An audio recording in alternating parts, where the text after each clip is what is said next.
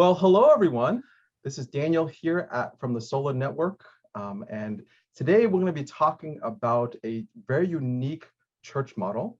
And I have with me Michael Lee and David Lee, no relation, but we actually just found out that they went to the same high school.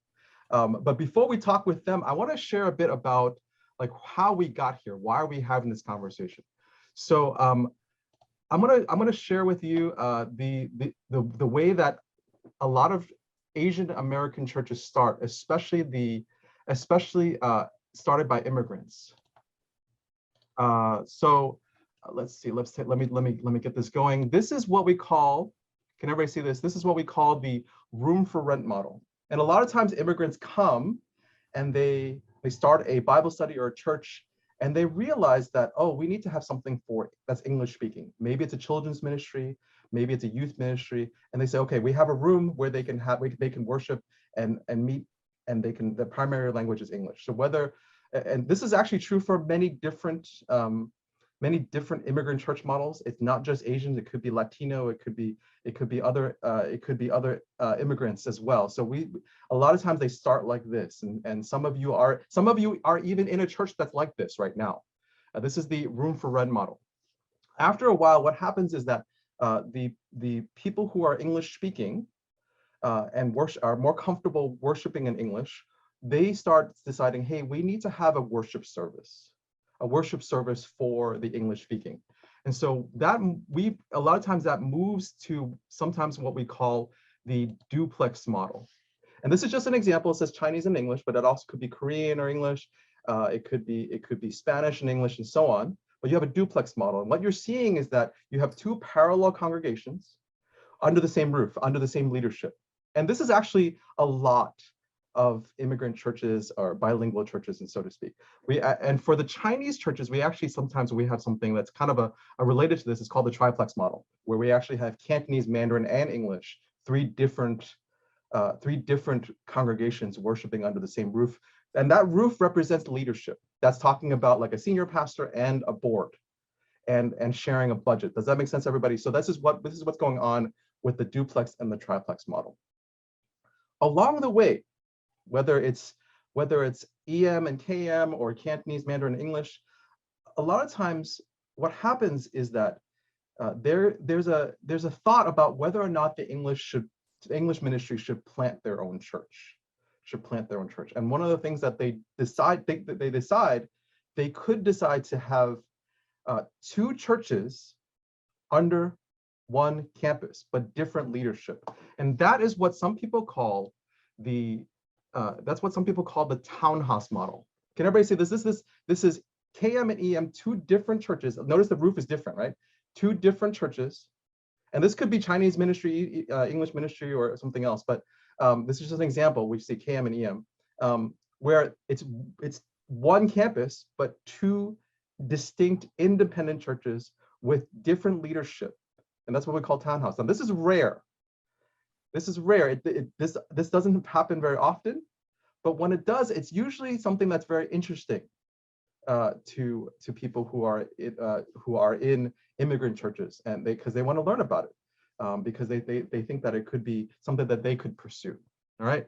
Now, if you want to learn more about these Asian American church models, this is a great book. It's called Tapestry of Grace, and this is by Ben Shin and Cheryl Takagi-Sulzer. And you can actually read about it in this book. All right. Today, we're going to be talking about the townhouse model, and I have two church leaders, two pastors who are in these models. And so I'm gonna ask each of you to introduce yourselves first and just tell a little bit about your church model, and then we're going to talk about how did it come to be and so on. So I'm going to start with Michael Lee. Just tell us a bit about your church model and your church. You are with All Nations Community Church. Tell us about that.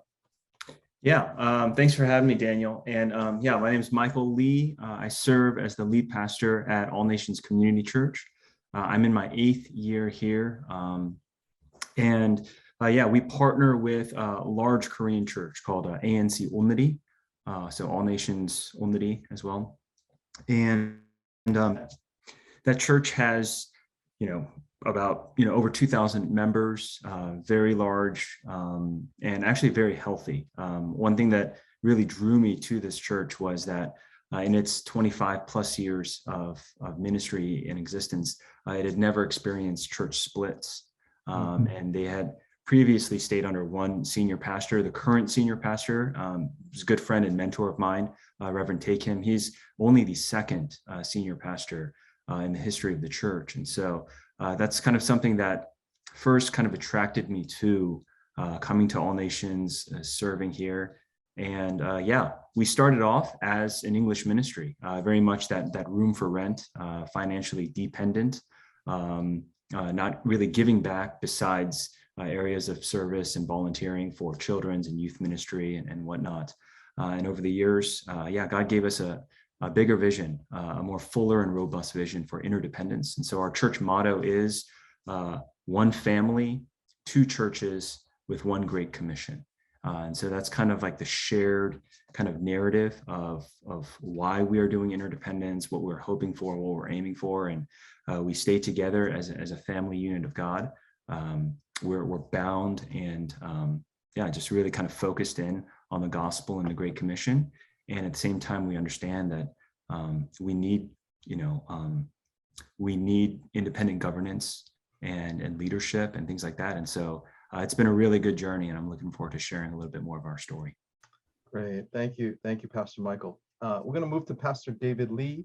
He's with Ekklesia Atlanta Christian Fellowship, and so I'm going to leave it up to you to share more about your church as well as we move forward. Yes, thank you, Daniel, for allowing me to participate in this conversation. So I am a Korean David Lee, not a Chinese David Lee, but growing up in Atlanta, went to Korean churches, went away for college, went away for seminary, came back. Eventually made my way over to Ekklesia Atlanta, which is the English church, English-speaking congregation attached to the Atlanta Chinese Christian Church. And I've only been here for about 5 years. And so I'm kind of jumping in midstream with this narrative that's already been going on.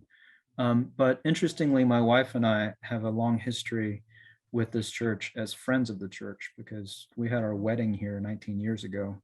I knew the pastor at the time, and over the years have been invited to guest preach. And then when the pastor position was open, they asked me to help with preaching, and then invited me to take on the position of lead pastor.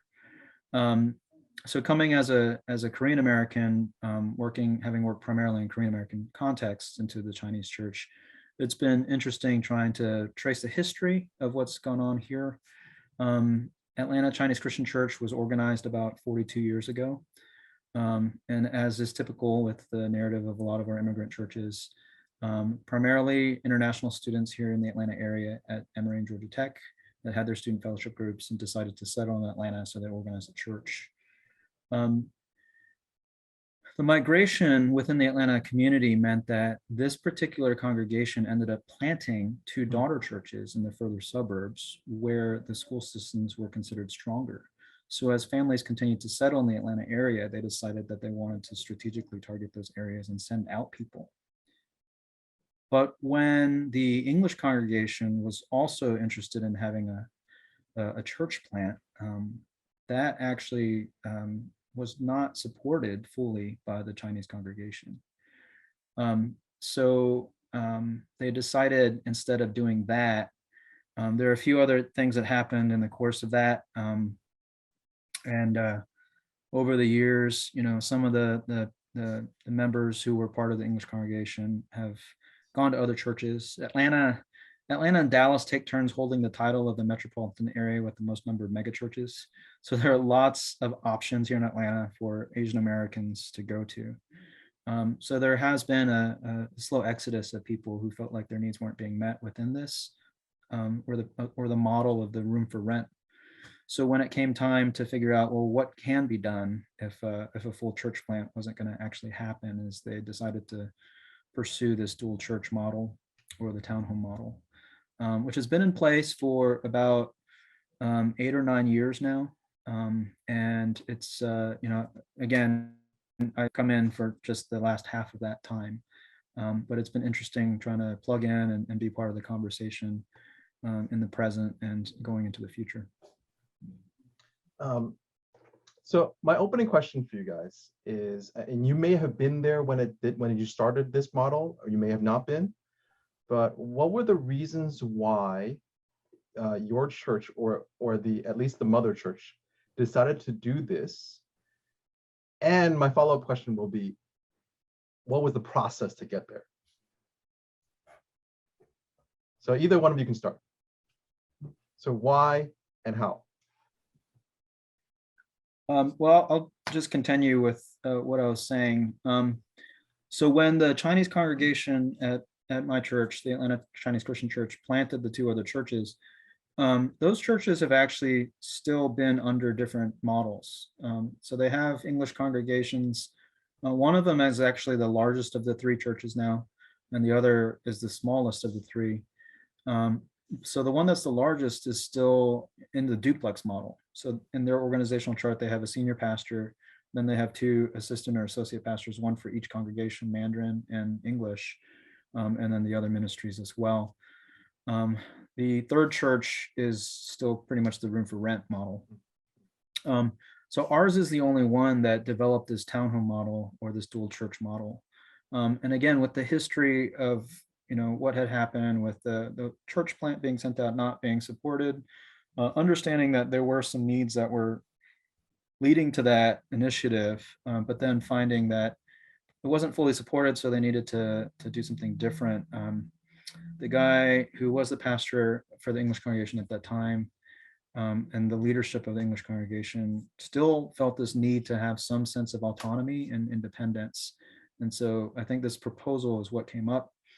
And I was told by one of the former members that, it took a while to have all these conversations about what that was going to look like. Daniel, like you said, this is not something that is common to see. And so they drafted a document called the Dual Church Covenant. And both sides reviewed it, and they decided to adopt that as their guiding principles for how to do this, this dual church relationship. So in that construction, what they did was they took children's ministry and they put it under the auspices and the administration of the Chinese ministry.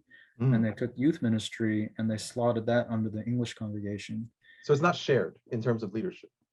To a certain extent, it's supposed to be, according to the stipulations of the Dual Church Covenant. And I'll talk about the follow-through or lack of follow-through on that in a little bit. But the idea was to still have a collaborative relationship. And the language within that Dual Church Covenant is actually kind of neat because they talk about ownership, this sense of ownership that's meant to be shared by both congregations over those ministries. Although the administration is somewhat resides with one of the congregations in principle.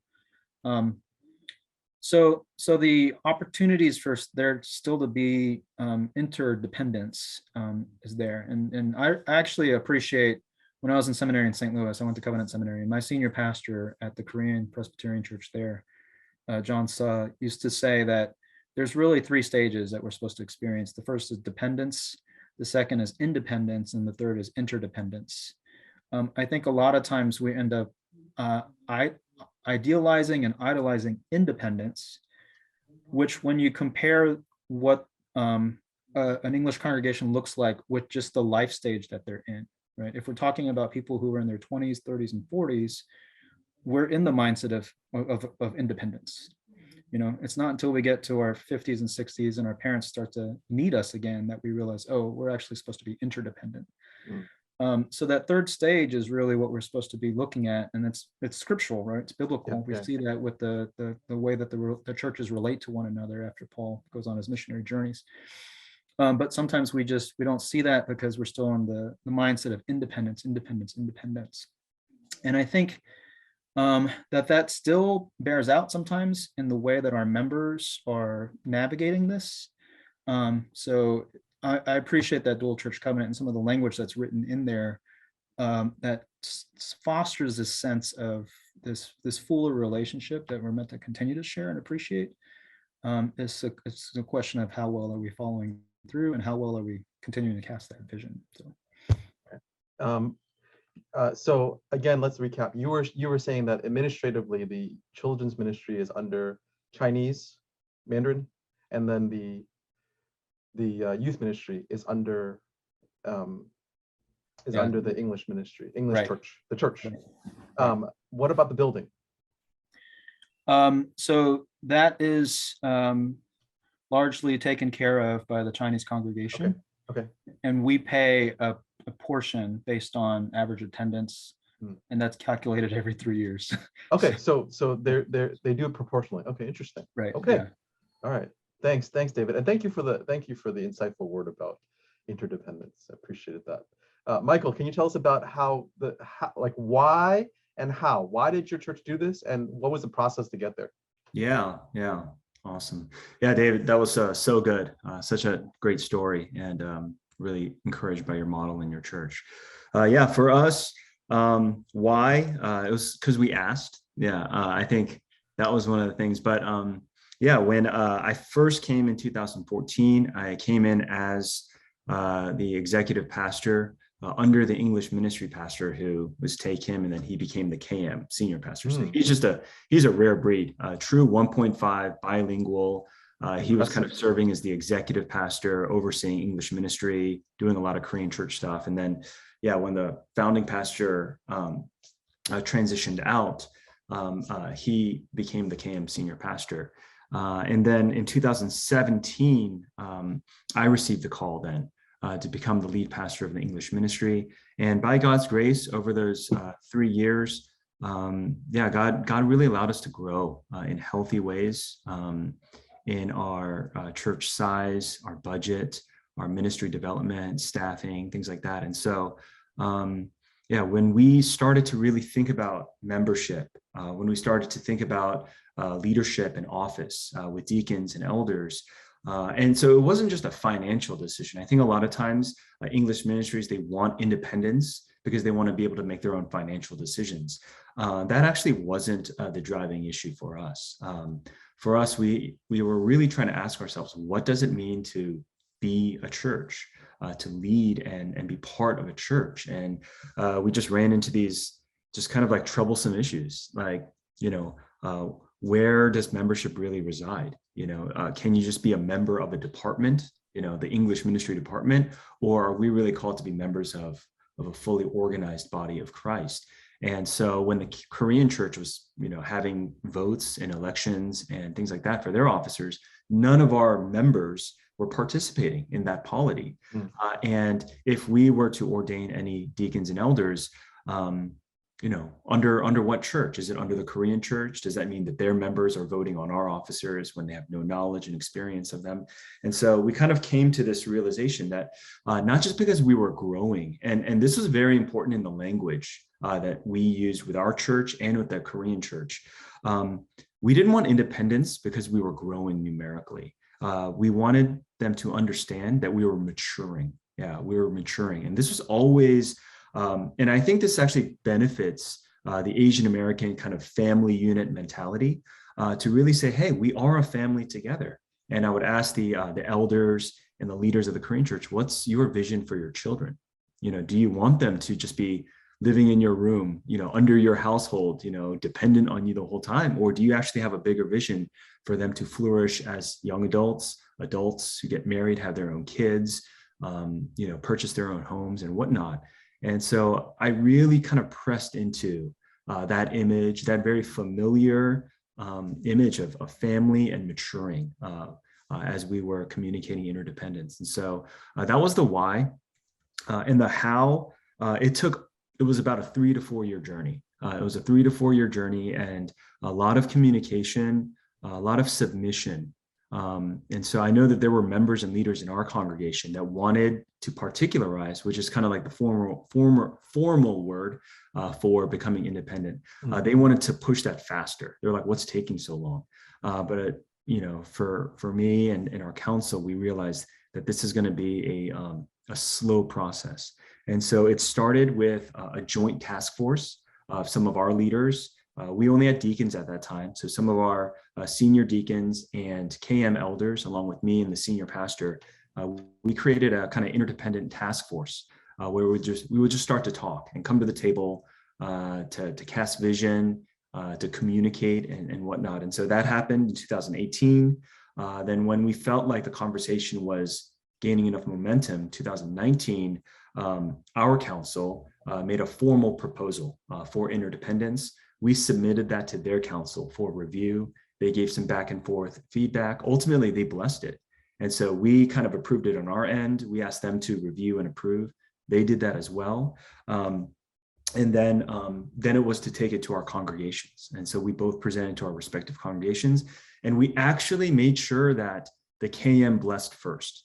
Yeah. So we didn't want our congregation to vote on something and then possibly have it be turned down by the mother church.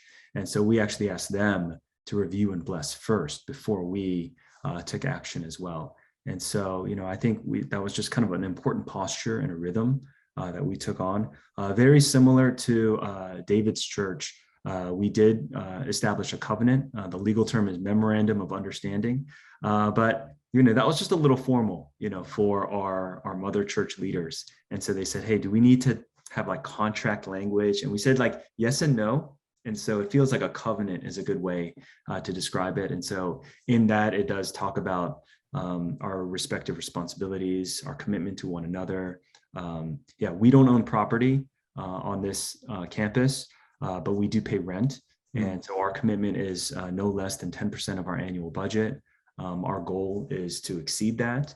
So that's something we adjust every year. And then, knowing that we're in LA, I always joke, we get it on the cheap. Facilities are crazy. Oh yeah. So if we're only doing 10% towards facilities, that's a steal for us. And then we had to draft bylaws and all of that stuff. But the main work took place over the first 2 years or so of just building that task force, bringing the leaders together, casting vision for it, and then submitting that to our respective councils, leaders, members, congregations, X, Y, and Z. And so that all in all was about a 3.5 year process. Michael, you mentioned the building. Yes. What does it look like in terms of children's ministry and youth ministry? Yeah. And so, one big thing for us is on our end with interdependence, just if you read through the Psalms, especially Psalm 145, there's that command or that commission for one generation to declare the works of God unto another. And so I really do want our church members, second generation Korean American members, to believe in blessing the younger generations and the older generations with the gospel of Christ. And so, as far as how that breaks down, we actually only take college and above. Yeah, so All Nations Community Church is a college and above ministry, even though we have so many families who have their children plugged into the children's and youth ministry as well. Okay. But as far as staffing and all of that, that's under the KM, and then we take college and up.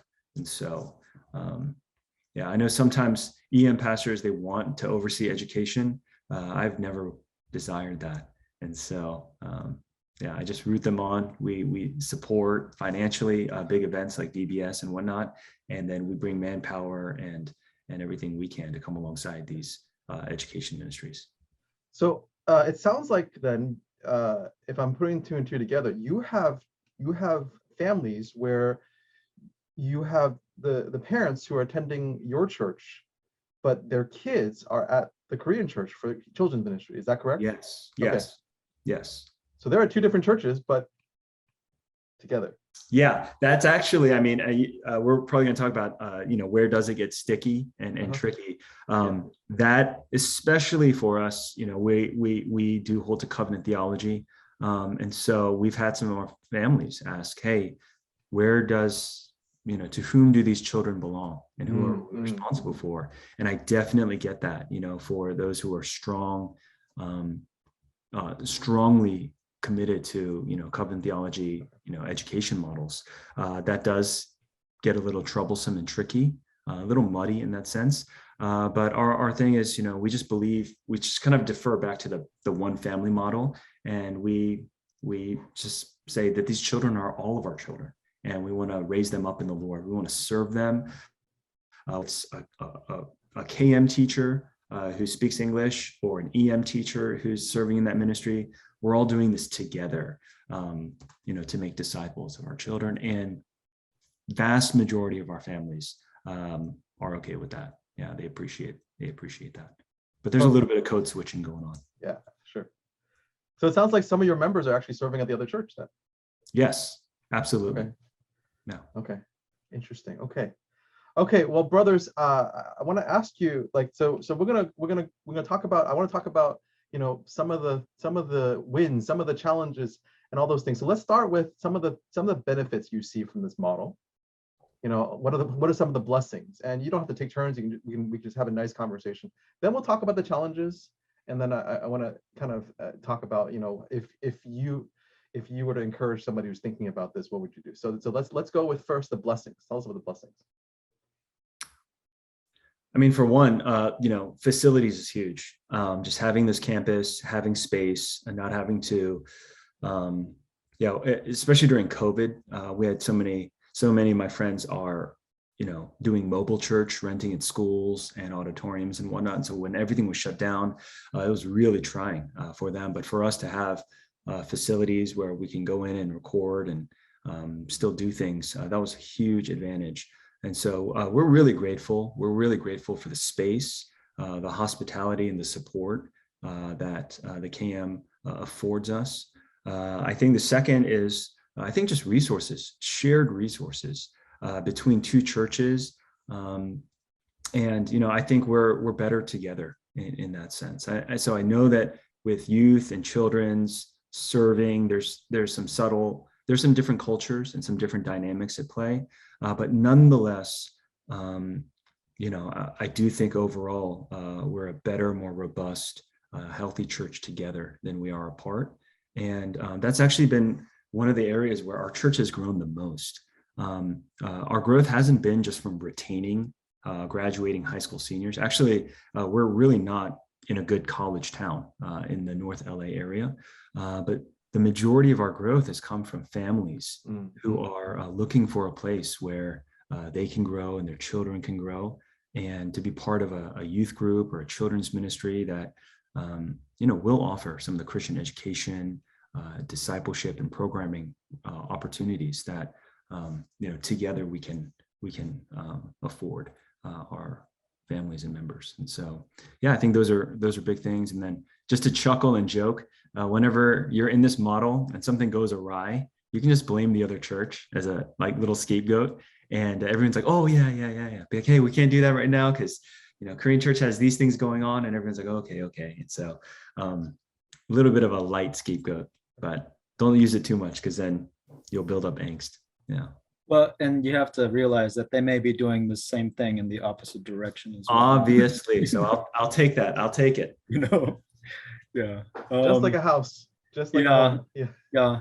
And I will, and it's funny because there are times when I feel like the development of an English-speaking congregation within the Asian immigrant church is like how individuals develop, So we go through adolescence, we go through our young adult years.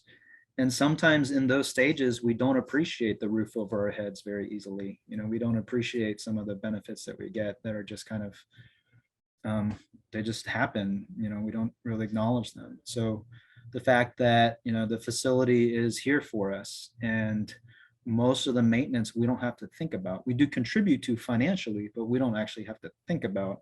And that's something that, we do want to honor, and we do want to be thankful for and generate, foster that appreciation for. Where you are, Michael, in the LA area, I can understand how the rents would make you really appreciate that. But I do think just in the development of us and our maturity, that's something that we have to be cognizant of. And it's funny because the ways that comes out may be different. Like the Chinese congregation, the first generation will take care of the facility differently than we might, because they want to do a lot of stuff by themselves. They don't want to hire out, certain tasks. But there's a certain sense where we just have to understand that and appreciate that. So to see like all the elderly people of our Chinese speaking congregation coming out to pull weeds in the parking lot It's a beautiful expression of faith. It's not the way we might do it, but it's a beautiful expression of faith. And that leads me to the second thing that I think is really advantageous to us is having a multi-generational church. When you, like our English congregation, our oldest people now is, they're late 40s, early 50s, mid 50s, and we don't have the benefit in our English congregation at this point of people in their 70s and 80s. So when we see the example of faith by the saints who established this church, that is something that we should appreciate and should learn from. And then the third thing is when I still hear their heart for the community and their mission for their church is they still have a heart to evangelize the Atlanta Chinese community. And, that's really beautiful to see because it is actually a sacrificial mission that they're engaged in. This may not have a great return for them personally, but they understand that for the kingdom, that is something that they're committed to doing.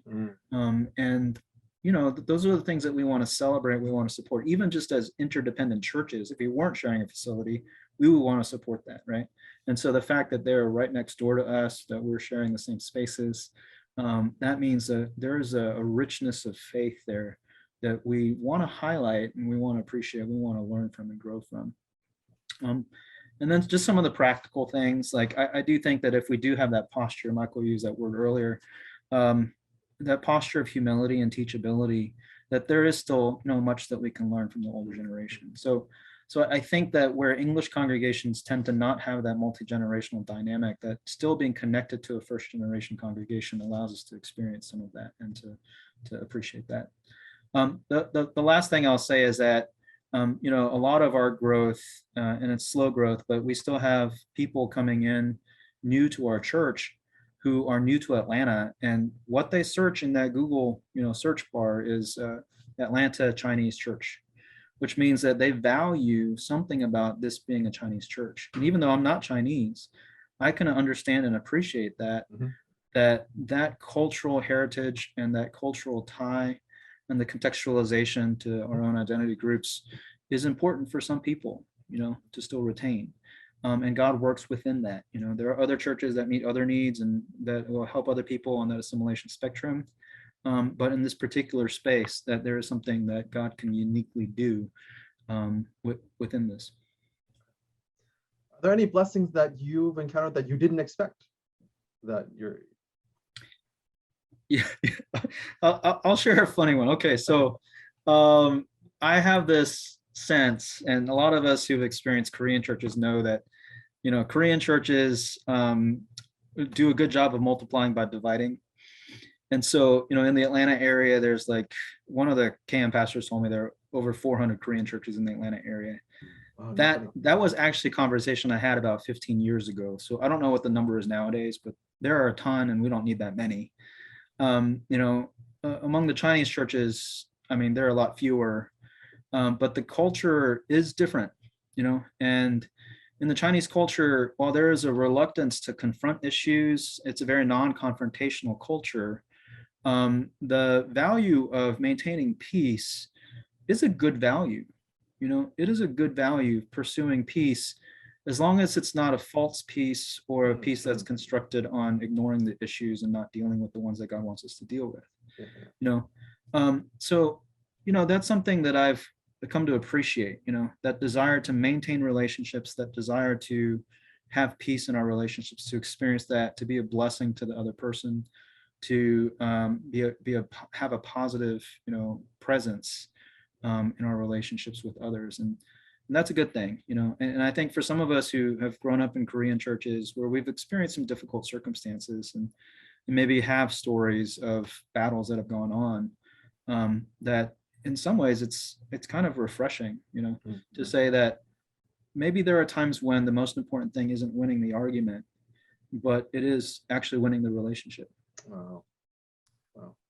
Absolutely. Yeah, just kind of to dovetail off of that, probably the most important thing, the just surprise blessing for me is just serving as a lead pastor in this interdependent model. just learning how to lose Mhm. as a lead pastor. And I think that that's a lesson we all have to learn, whether you're an independent department, whatever it might be. Just I found that a lot of us as leaders, we do struggle when we don't get our way. Yeah, when we don't get our way, when we put in a lot of thought, energy, prayer, putting our best for this event or this direction or this vision or whatever it might be, and just not getting our way. I think a lot of pastors actually don't handle that well. Yeah. And there were definitely seasons where that created a lot of discontent and discord in my heart. But by God's grace, through this model and through the years, God has just taught me how to lose well, and to know just very similarly that in doing so, you can gain relationships, you build trust, and that's a beautiful, that's a beautiful thing, and that's worth way more than launching your one little thing, that you think is gonna, revolutionize everything or whatnot. But yeah, so I think that was an unexpected blessing in my own formation and leadership. And then number two, I think it was just to see so many older families starting to come out to our church. And so I'm 40 years old. I'm not the oldest person in my church. We have 4 other elders, 3 of whom are in their mid 50s. And so I feel like I'm maybe at the 60th percentile of age in our church. And so it's been very humbling. And I constantly ask, like, why are you guys here? Isn't there a stigma? Wasn't there a stigma with our generation that like being part of the Korean church is kind of lame, and the cool thing to do is to go to the majority culture church with better resources, facilities, program, preaching, music, or to go to the independent Asian American church where you don't have to worry about your parents and you can do whatever you want. But there are so many families who have actually come to our church from those contexts, and they've really enjoyed the interdependence. They've come to really appreciate and plug into our ministries. And so just that was an unexpected blessing, because with the whole 20 years ago silent exodus, we just thought we were going to get worked, and everyone's going to leave. But lo and behold, I really think we're in a very special moment for Asian American ministries. Love it. Okay, let's talk about some challenges, some areas of growth, maybe some that you expected and some that you didn't expect. I would say facilities are a blessing and facilities are a challenge. Yeah, and so literally there's a month in the year where it's reservation time for all of the rooms, and we have a system, and it feels like back when you were in college trying to register for classes. It's competitive and it's crazy and whatnot. And so I definitely think for growing churches, for ambitious churches that want to do a good amount of ministry programming on Sundays and midweek, just working out the facilities is really challenging as well. And I do want to just share like one little kind of note and personal thought I have. I don't think that, whatever. I do think the interdependent model with the 2 townhouses,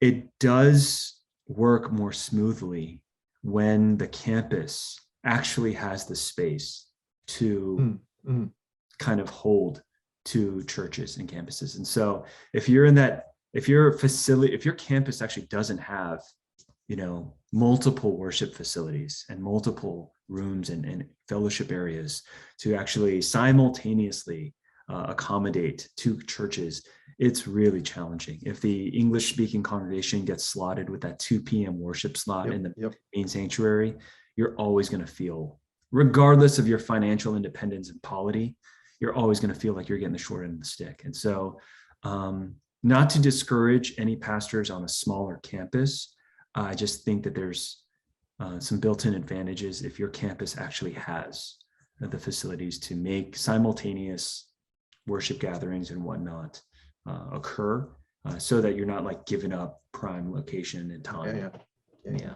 So if you don't have adequate facilities, then it goes from being a townhome model to a timeshare model. And I like it. That's whatever week you're assigned, it's like, well, I guess that's it, right? So I do think that that points to one of the other dangers or risks when it comes to developing. And I think a lot of us who have been leaders in these types of immigrant church spaces feel that there are times when, if it defaults to standard operating procedure or just the way things have always been done, then that ends up prioritizing the first generation congregation or the larger congregation. So there are times, even more recently, when it comes to something with children's ministry and related to the families, that it orients naturally and because of history towards the Mandarin worship service, and then the needs of the children's ministry for the English worship service then become secondary or overlooked.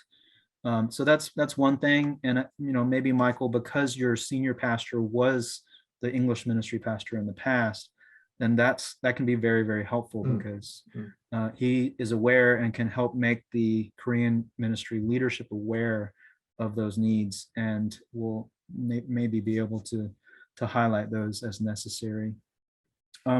But along with that is just continuing those conversations where we can help the leaders of the Chinese speaking congregation just to understand how the needs of the English congregation are different. They haven't experienced the things that we've experienced. I mean, we haven't experienced the things that they've experienced, but the second generation, or now the second and third generation, because my kids are third generation, right? That what they're growing up with is just very, very different. And the first generation just doesn't have opportunities to experience that. So we have to continually have those conversations to expose them to those needs, because they're not naturally going to become aware of them. And then along with that is just the fact that it's still a Chinese church, where Michael is, it's still a Korean church, especially if your kids and your youth are going to the ministries that are led by the Korean speaking congregation. Like for us, when people put in that search bar on the internet, Atlanta Chinese church, they're valuing it being a Chinese church, but that also means that for people who are not Chinese, it may be difficult to be in the space. So I've described it to our members that maybe our English congregation will always be what I call a one-off church, where you fit the primary identity, which is Chinese American, or you're 1 degree removed from that and you have some sort of stake in that, whether your spouse is Chinese American, or you lived in China or Taiwan, or God's given you an affinity or a special interest in that group. But if you're, many of our friends are not Asian at all. And if we invite them to our church, even though the service is in English, they may not fit, and it may not be a good fit for them. They may not be comfortable with it. The children's ministry, if it's, ministering to the needs of the immigrant families, and the youth ministry as well, if 80% of our youth are from immigrant first generation households, then their needs are going to take precedence. And oftentimes there's going to be some tension with the differences in culture and the differences in needs for the families within our English congregation. So we have to have that understanding of what we're dealing with for both congregations, and we have to continually have those conversations to make sure that we're building that understanding and awareness as we try to go forward. So that's one of the challenges, that I would say. Another challenge that we've seen is with education ministry, since our youth group and our children's ministry is under the Korean church. There have been discussions about curriculum, and the programming, and where some of our families are not that happy with some of the content and curriculum there.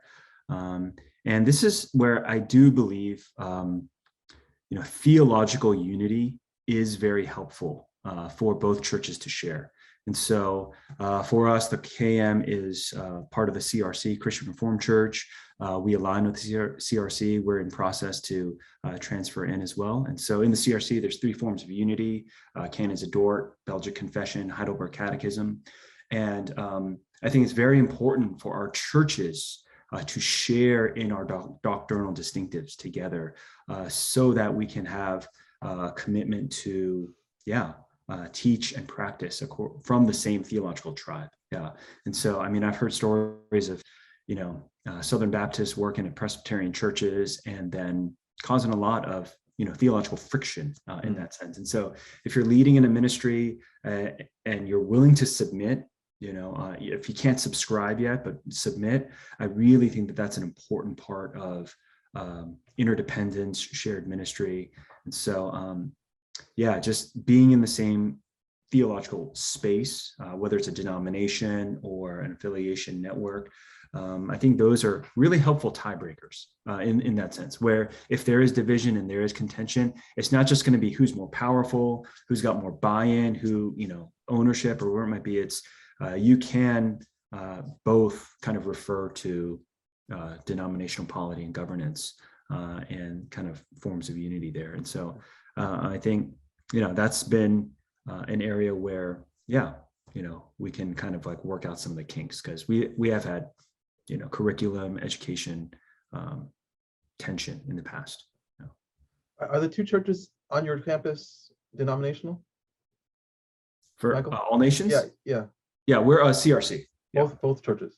So our English ministry is CRC aligned, and we're in process of joining the CRC. But all of our polity, everything that we do is reflective of CRC. I'm just not.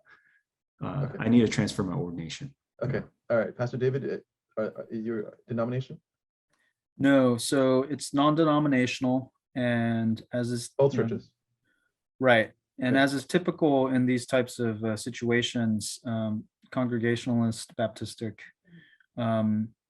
but the added layer of it being Chinese, I think, complicates it in that a lot of times they don't talk about issues. So anything that may be, there may be, theological diversity in the evangelical or Christian landscape, then it's possible for people to land in different places and still be here. And I've heard different stories of how that's actually happening as the theology continues to develop and evolve in Taiwan. So it's interesting the different influences that we see in the background of some of our members in both congregations. So it's funny because, sometimes I tell my church members that, well, you hired a Korean guy, so I'm going to talk about things, So we'll talk about different issues and, just trying to start with scripture and then allow scripture to inform our beliefs. So sometimes it can be challenging, but it also helps us to understand that within our Christian landscape, unity in the essentials and liberty in the non-essentials. I like it. Grace to all. That we do need to continue to have that attitude when it comes to talking through these issues. Yeah. I'll say one of the other wrinkles to that is both our congregations have elders. Not every Congregationalist or Baptistic. That's not very Baptist. Right, church. It's Reformed. It can be Reformed Baptist, right? But the cultural understanding of what that means may be different. So like in our Chinese congregation for a long time, the way that they would make decisions was they would have a joint board of elders and deacons together. But for a long while, every major vote had to be unanimous. Wow. Yeah, and that actually was a sticking point for a lot of things over the years. It was difficult. I mean, just within the Chinese congregation sometimes to just to move forward on some issues.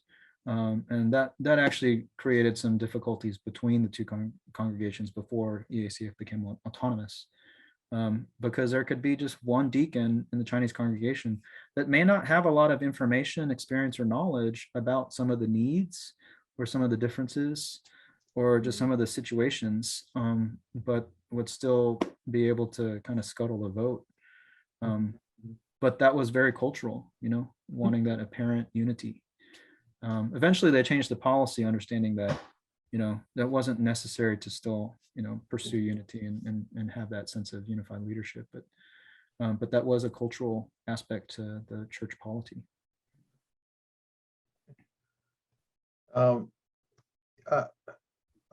This is something I've been dying to ask both of you, but what would your word of current encouragement be for anyone who's thinking about doing something like this at their church?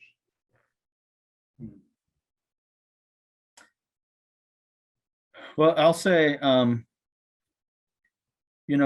even in the 4.5 years that I've been here, we've dealt with challenges. We've had conversations within our leadership in EACF, and then conversations across the aisle with the Chinese congregation and their leadership about different needs, about children's ministry, about youth ministry.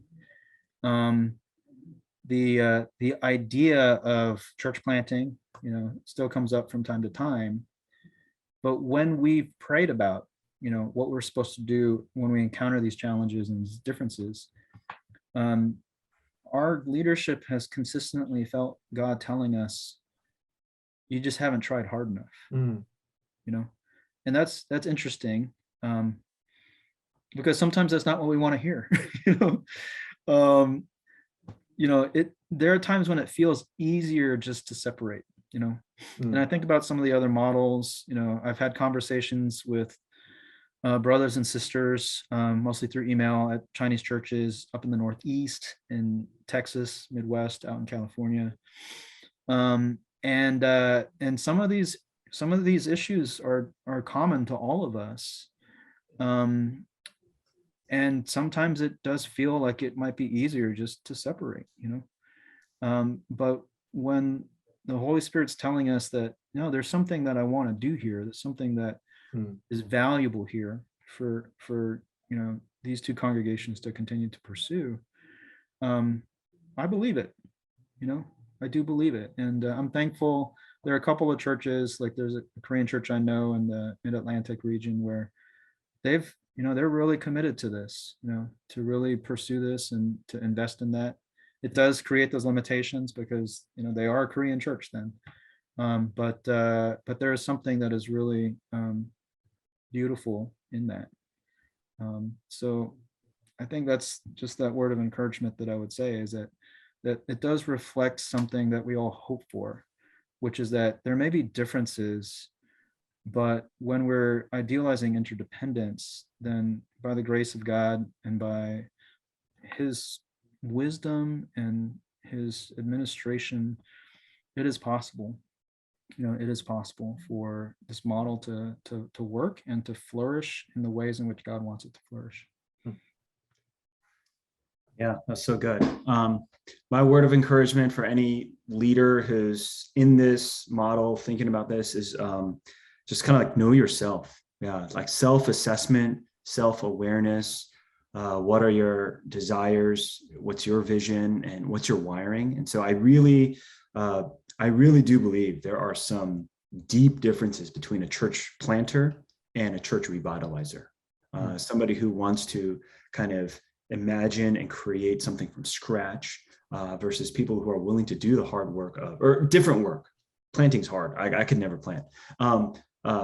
The distinct work of revitalizing, of mediating, of bringing renewal to a church with a long history. When I came to my church, I realized that so many of our members had been through so many different, youth pastors, college pastors, English ministry pastors. And I just knew that I needed to really build their trust. And I couldn't just come in expecting everyone to do what I say because I'm the expert and I'm the executive pastor or whatever it might be. Because, for a lot of them who have been hurt and experienced a lot of loss and transition in their church experience, their thought might be, hey, I was here before you came and I'll be here after you leave, and so, who are you? And so I just really knew that I needed to come in and mend a lot of hearts and build.